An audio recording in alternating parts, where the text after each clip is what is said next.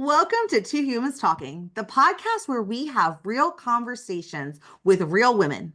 No fluff, no filters, just real talk about what it takes to thrive in today's modern, fast paced world. I'm your host, Tiffany Simms, and each week I sit down with women who've broken the mold to define success on their terms. Women who have faced struggle and decided there has got to be a better way than what I have been taught and went out into the world to figure it out. Today, we are going to dive in to over how we overcome and move through those moments where we feel like life just kind of like sideswipes us from the left. We didn't see it coming and we get consumed by our grief and the world's spinning and we don't really know how to sit in it and we don't really know how to move through it. And so if you've been there, if you are there, today's episode is for you. And today's episode of Two Humans Talking is sponsored by the Modern Woman Society. The easiest way to elevate your impact is to surround yourself with women who get it. The Modern Woman Society is the ultimate space for high achieving women, the leaders, community builders, and movement makers who create spaces for others to thrive but need a space of their own, a space to land, to grow, and to rise to their next level so they can continue leading from the front. Be sure to click the link below to join us on the inside and to join us on the inside. Today we are speaking with Kim. Kim is such a light. We have been chit-chatting behind the scenes, and I am so excited to welcome you to Two Humans Talking. Welcome to the show. Thank you for having me, Tiffany. This is going to be great. Looking forward to it. So tell us, Kim, tell us who you are, where you're from, kind of what makes you you and makes your soul sparkle in this world. Yeah, so I live in the Midwest, only a few hours away from Chicago. Like to go shopping in Chicago and Milwaukee, and so you can tell where I am. Madison and Green Bay Packers.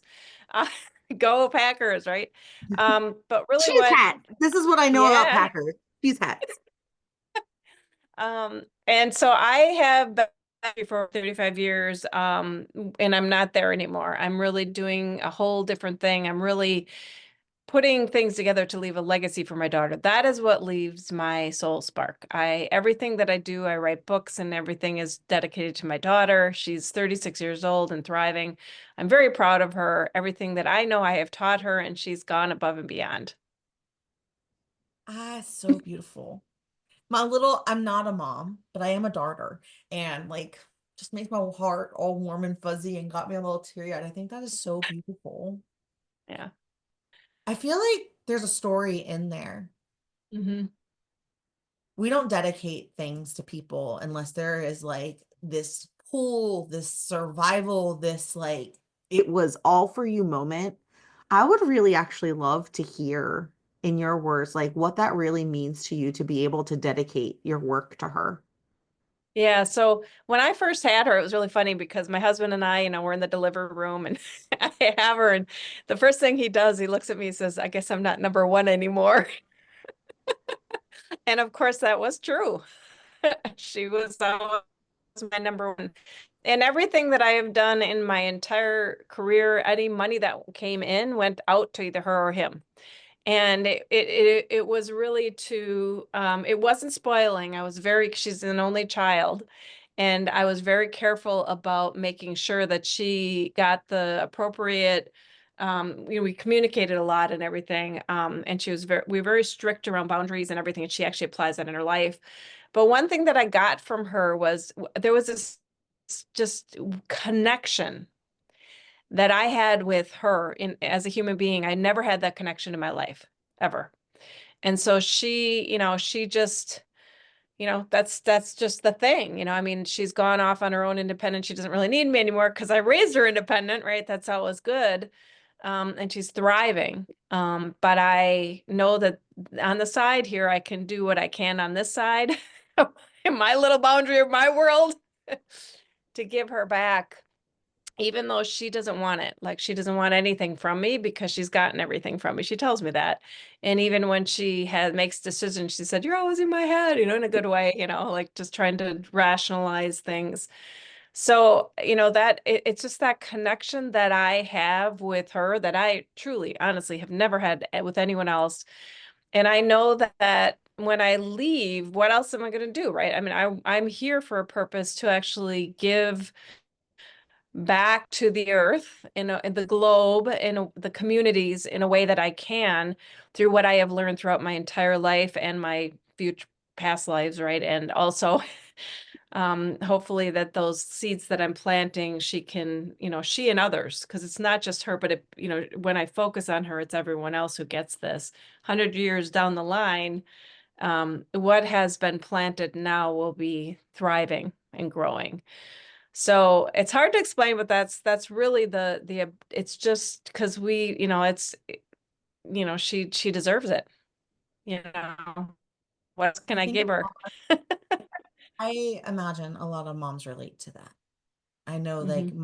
my friend group, their kids, 10 and under, and that's what I hear all the time about like it being for them and sometimes they're pouring from an empty cup because they don't know, like they can't imagine not, right? Like it doesn't matter what's going on with me, I'm there. And when I think about my mom, there are times where like I just truly like I cannot comprehend the love she has for me. I just like it is something that I physically like. I love my mom to pieces. I love my nieces with like the thought of them can bring tears to my eyes, love them. Hmm. And at the same time, I just cannot comprehend the love my mom has for me. There have been times where like she will literally have, I have been breakups, you're on the side of the road trying to go for a walk, regulating your nervous system after a breakup and just sobbing, falling apart, and just leaves work and tells them that they can fire her, that her daughter needs her. And I'm like a 28-year-old woman at that point. And so like Hmm. I can't imagine just completely dropping everything like that because someone needs me in a moment. And there's so many times as the daughter, I'm like, Mom, you were busy. Why didn't you just tell me no? Like you're allowed to say I already had plans. You don't have to Yeah. rearrange your life for me. I'm a 40-year-old woman now. Like be like, hey, I can't today, but what about tomorrow? Um, how that is just so Yeah. cool. Yeah. So in talking about dropping everything, and my love for my family, right? That's the other thing. I have a dynamic, we have a family dynamic in my where I was born from family. I don't know, what do you say, maternal, paternal, whatever, it's both. And my role has always been to drop everything when you just said drop everything and go. And that's what I do. Like my sister had lost her son at 23, and I dropped everything. My entire any clients I had, any consulting gigs I had, anything that I was doing, and I said, I'm done. I'm going to fly in and stay with you and in your grief. So I'm saying that because I do that with my daughter too, in relation to, it's not just my daughter, right? So it's my family that's and my very close friends that I will drop everything if something tragic happens. And with my daughter, she went, and I know this is kind of a big deal now. I'm hearing a lot that 16 to 30-year-olds are getting anxiety just they never had it before and they got it. And she was 25 and she was in the industry and she kept moving up in her role. And they expected her to, because she's like a wise soul, just like you. And she they expected her to do a field job because in her life she's wise, but she's only 25, so she only had so much capacity because she still was learning. So they moved her into this executive role, and she's very, I want to do good and da da da da da, and of course they demanded so much, and she just had an anxiety attack, and then that kind of spiraled, right? And we worked through all that, but that is like this always on thing that's happening. And I dropped everything and I told her, come home. Then she got the time. Let's take the weekend and just, talk through things. And she did. We worked, she just kind of brainstormed what she wanted to do in her life in the next 5 years. And then we put a plan together for her, and she was planned to leave in, a month, and she had a whole thing. And it was ironic because she went back, and 2 weeks before her plan to give her notice, she got this bonus check, and she called me up and she goes, Mom, you'll never believe it. I got this bonus check. And I'm going, and she goes, No, no, I'm still following the plan. Didn't book me, I promise. We have a plan. It's so funny how we learn. So like I am, I grew up watching my mom give, like literally she would give you her last penny if it meant that it would help you in some way. And like I saw like no boundaries. As an adult, I just see an abundance and an outpouring of love because she believes that there's more than enough in the world. And if I can help you, why wouldn't I? But back then, it was like I watched my mom sacrifice herself and over and over and over again. And so like that was my lesson of like make sure that you're taking care of yourself. Make sure that after I healed some of my own doormat trauma stuff, my pendulum had swung and it was just like very rigid boundaries. Mm. And now like it's such a beautiful space to just be able to kind of like thank you for having this conversation because it's giving me a moment to just kind of like relive where I've been, what I've seen, where I'm at. Yeah. And now I have the capacity because of the way my mom lives her life, because of the way that I chose to live, to be able to combine them. And now it's like I can't have the words to be able to say, is this a drop everything right now moment? Or can we talk when like at 7 tonight? Or can I call you tomorrow? And we Right. had to like learn that ebb and flow of like, so that we could trust that no one was going to call wolf because we went through that period too. Mhm. And I just think that is so cool at how, as mothers and daughters, we get to grow and teach each other things, and then it morph into new things that we just ebb and flow back and forth as we just evolve through life. I think that's so cool. Yeah, so there is transition. So this is stuff I teach, right? And I think there's a big gap right now. I was probably born and raised at a different time than you, and I had a job when I was 12. It's different now. I mean, my daughter didn't have a job till she was 17. She didn't buy a phone until she had a job, and that was a rule we had, but things are so different now.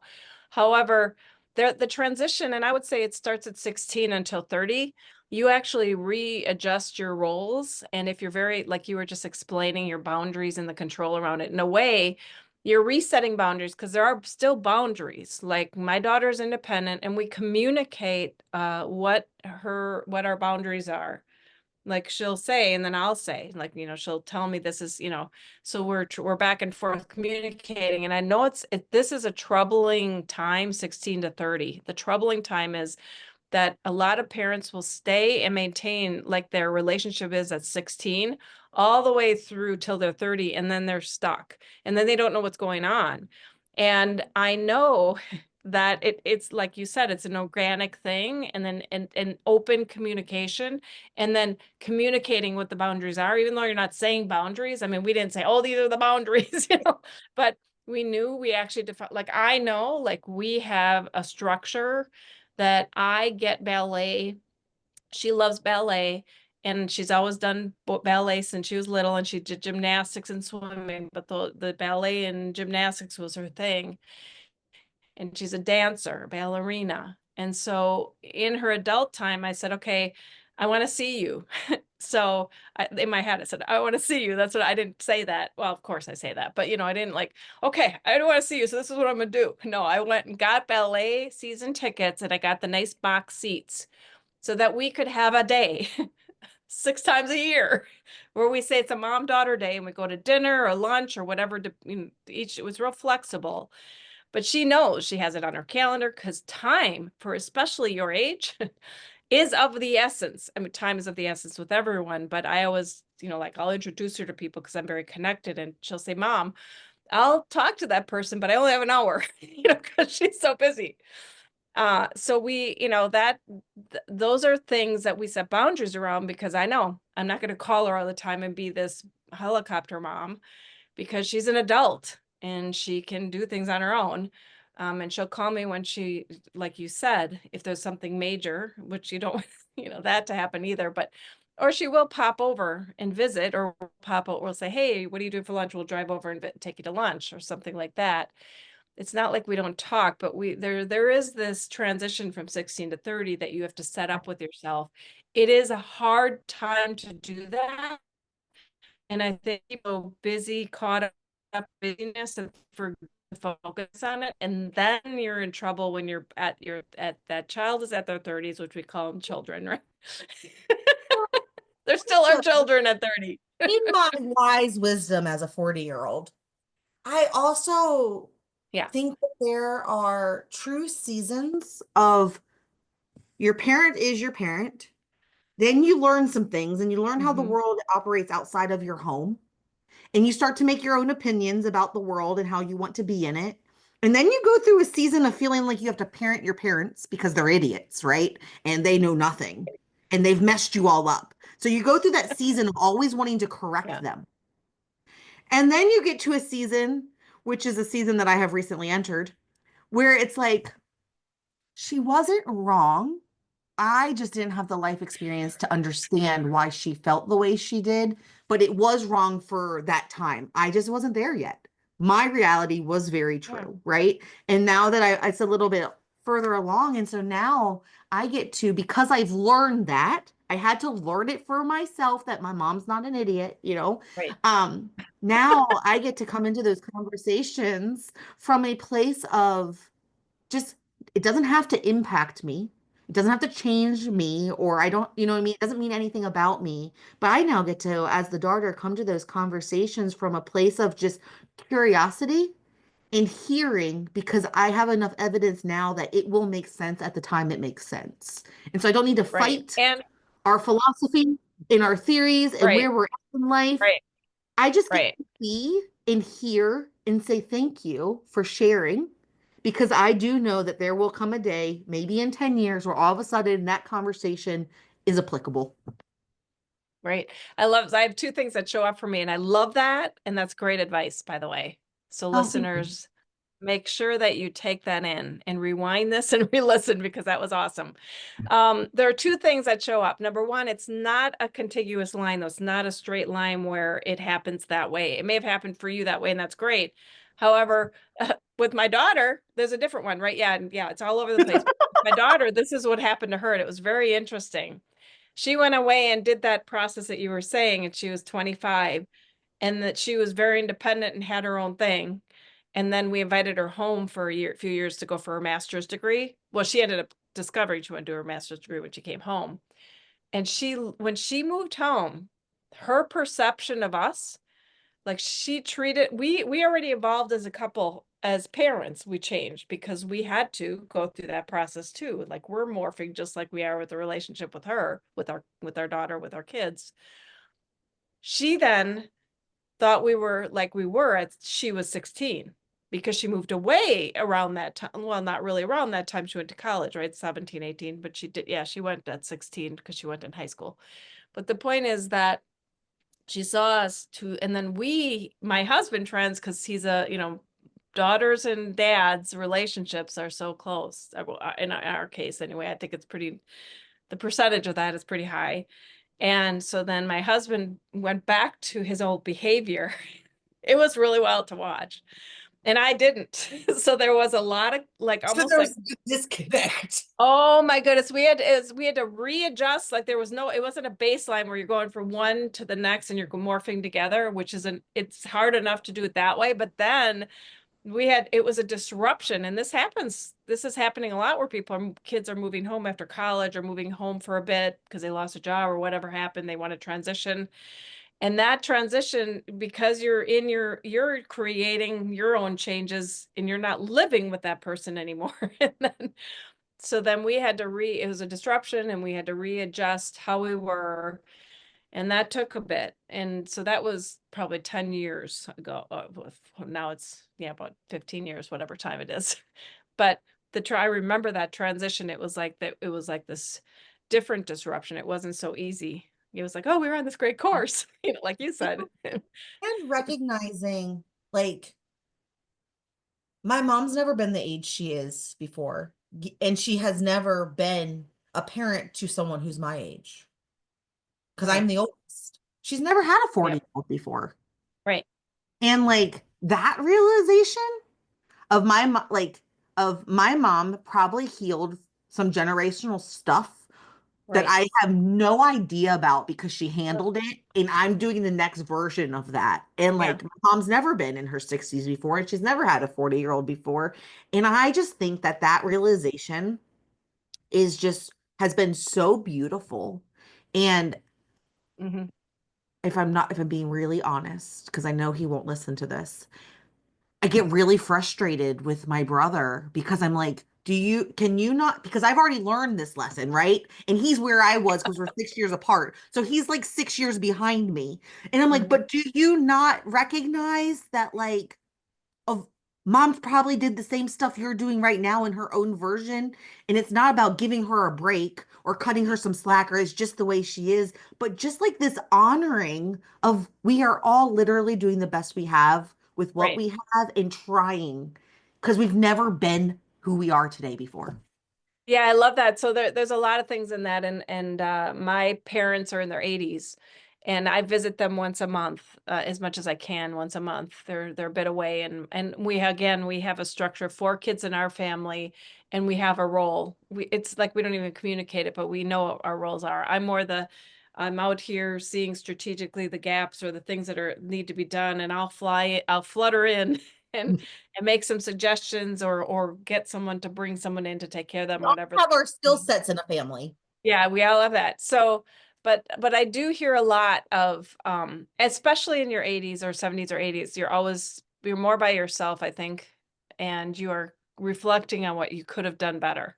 Hmm. And I hear that from them a lot, and I tell them all the time that I wouldn't be who I am today without the mistakes. I don't even say mistakes, but the mistakes they made or not. And every single thing that my mom especially taught me allows me to do all these amazing things in my life.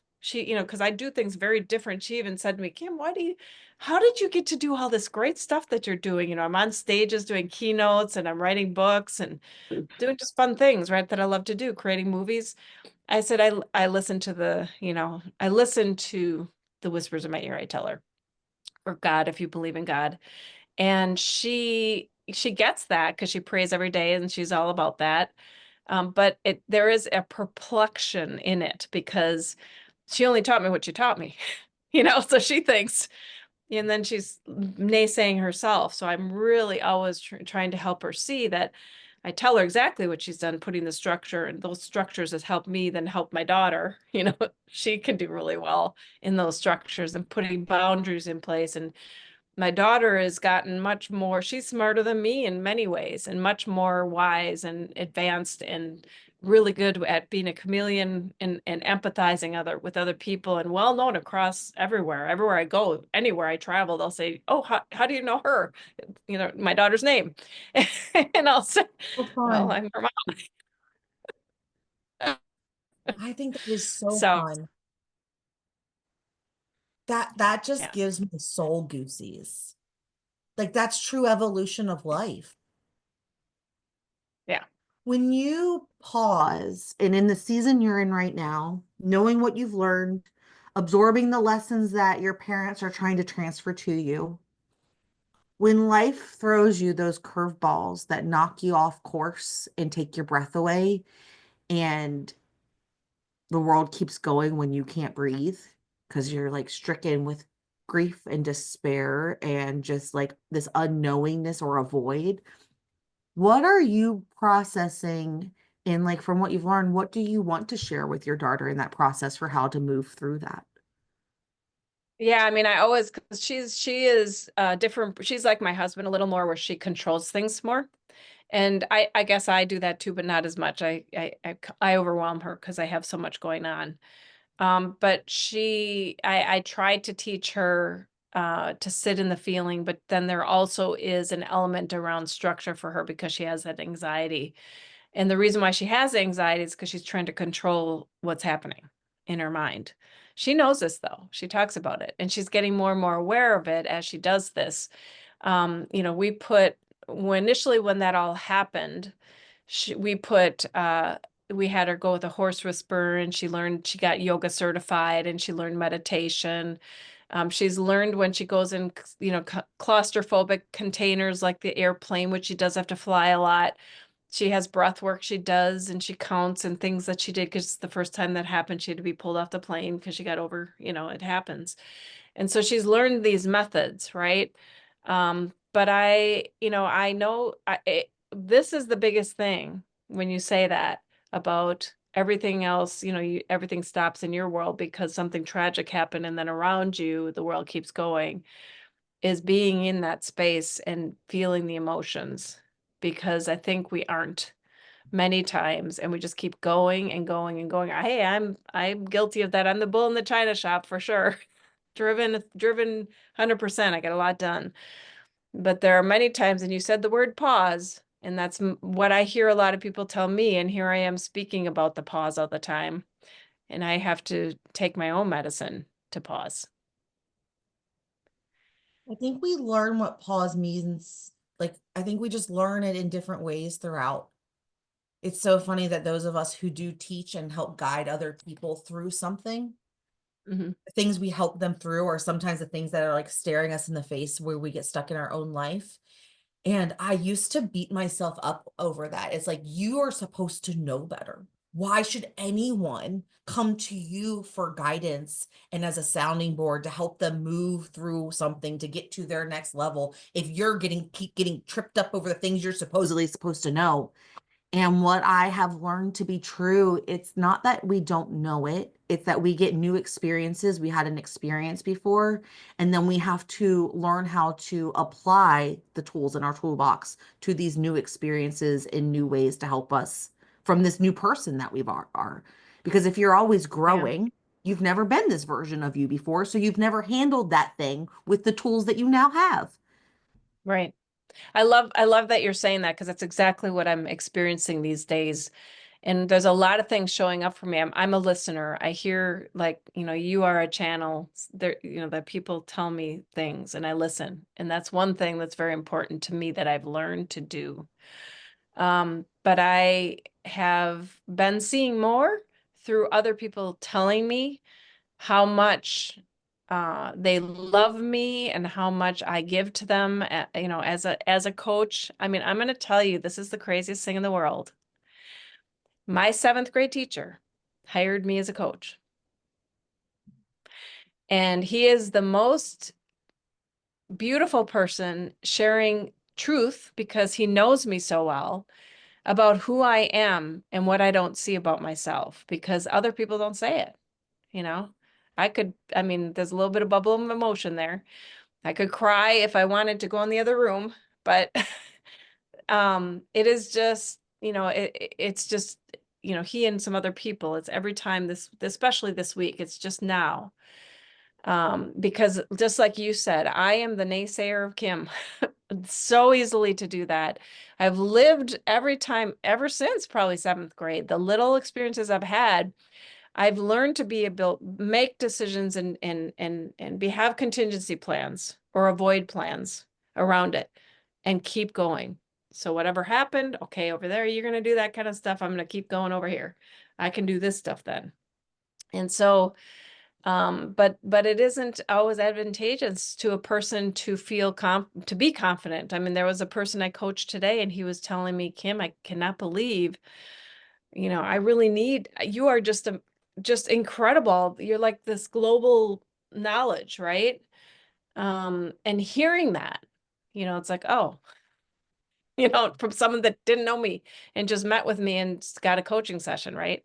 It's like, whoa, people are seeing me, and I'm starting to see that in myself. Where before it's like, oh, well, I'm on the top of the mountain. Yeah, I was well sought after in companies as a senior consultant, but now, I'm doing something different the last 2 years. And not to say that I'm not, I'm still, it's just in my mind, what was that? You say you can create your own stories. Well, I'm good at that. That's why I write. But it's so true. And sometimes I do think that there's truth in we're with ourselves every day, all day. So, like our zones of genius, we almost unintentionally take them for granted because it's just how we operate. It's just how we think. It's just how we are. And Right, sometimes when someone else who doesn't have that skill sees something in us and they say something, I don't know about you, but sometimes it makes me uncomfortable because it's like, what do you mean? Like, and I don't mean it in that like condescending way of like, doesn't everyone do this? But it's almost like that you just can't always, a butterfly can't see its wings, see how right. beautiful its wings are, right? And Yeah. so I think that's so cool. And I love And the other thing is, people do not say it, which is the beautiful thing this week that I'm hearing more of, is people are telling me. And I believe that if we can, as human beings, share the good. And in fact, I teach this that if you can put the structure in place every morning to write a thank you note to someone that you think of every day. People love getting snail mail or a text saying, I was thinking of you. What a beautiful thing. Each day, if you do that 365 days a year, you have sent beautiful messages out to 300, and that resonates out beyond the 365 times triple fold, even Yeah. more. That because It's you just inspire someone beautiful. else, it triggers someone else to take action too. They're like, Right. oh my God, this was beautiful. I could do Yeah. this. I like the way that felt. I could do this. I have Hmm. just laughing because you said that. I'm like, here's my little box of like iPhone cards that sit at my desk. The other thing that I've been really intentional about is if I think of someone, I send them a message with the thing I was thinking about them Yeah. with no intention of them messaging me back, no need for a long drawn out conversation. Because I used to overthink that. I didn't want to be bothered by someone or I didn't have time to talk if they called. And now it's just like, hey, you're on my mind. I was thinking about blank. I hope you're having a really magical day. Yeah. I love it. I think Oh, that God. I love that. I love receiving that. So what I love to receive, I mean, I like to do that. Like when I do that too. And one of my friends has been teaching me that a lot. She was from grade school. And I have it, it's like we've been living these parallel lives and then we reconnected back in about 15 years ago. And when we did, we ended up spending the whole afternoon having dinner and wine together. And then it was, okay, every month we're going to get together because we don't live close by. And as we have, she has taught me, because I tell her, I said, no one, I mean, she invites me over and she has a Kim condo, like a room that's mine. Anytime I come over, I want to come over. And she'll always have my special mug with a butterfly in it because my grandma and my grandma love butterflies and butterflies are special for me with transformation that I do. She always has a bottle of wine at night so that we can have a glass of wine together and talk. She's like, she pays attention to me and I'm sure she does that with other people. And I told her that I said, you just think of everything is right there for me. I wake up in the morning, you're still sleeping, and I've got my mug sitting by the coffee thing ready to be made. And she says, Kim, that's how friends are.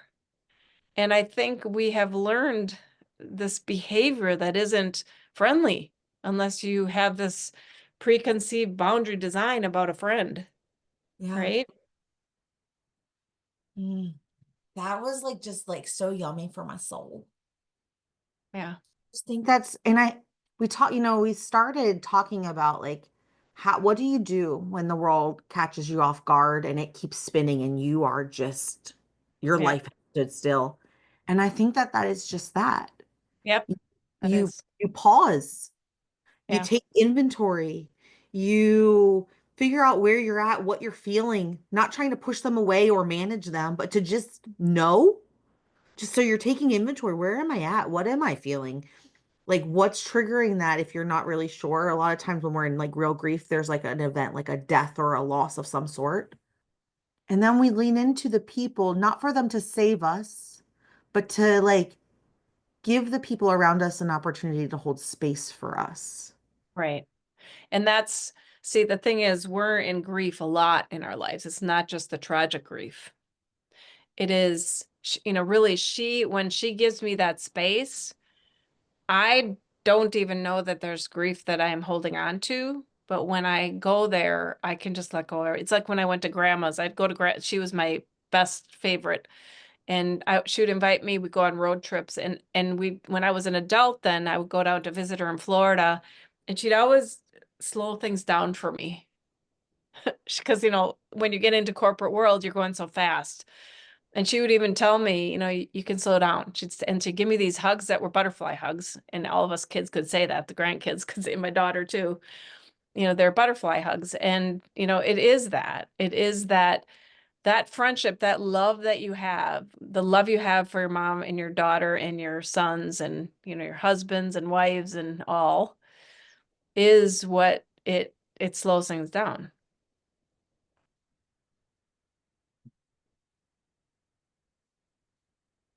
If that wasn't a hug for your soul, people, Like, I don't know about you listening, but I'm here and I just feel like I just got this giant warm hug of just sitting in it.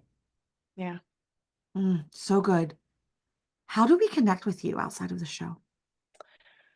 You can just find me on kimgroshek.com. Everything's out there. I've got programs. I've got, you can do book collabs with me. I teach you how to write books.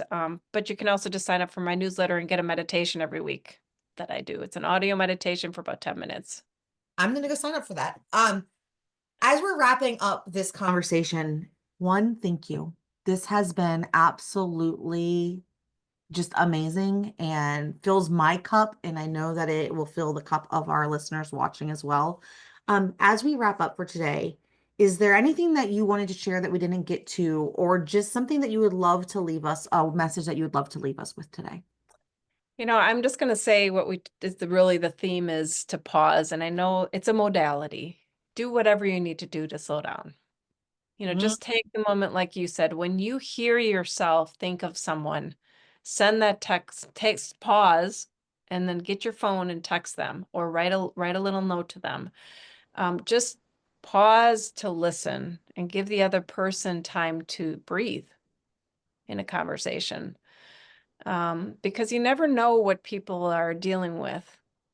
That is the biggest thing. We think that we assume that everyone is living our lives, but everyone's got a different life, and there is a lot of things that's in their life. So good. Well, with that, Kim, thanks for being here. That's Two Humans Talking, and I'll see you next time. Bye. Thanks for watching. I hope you found this episode as inspiring and actionable as I did.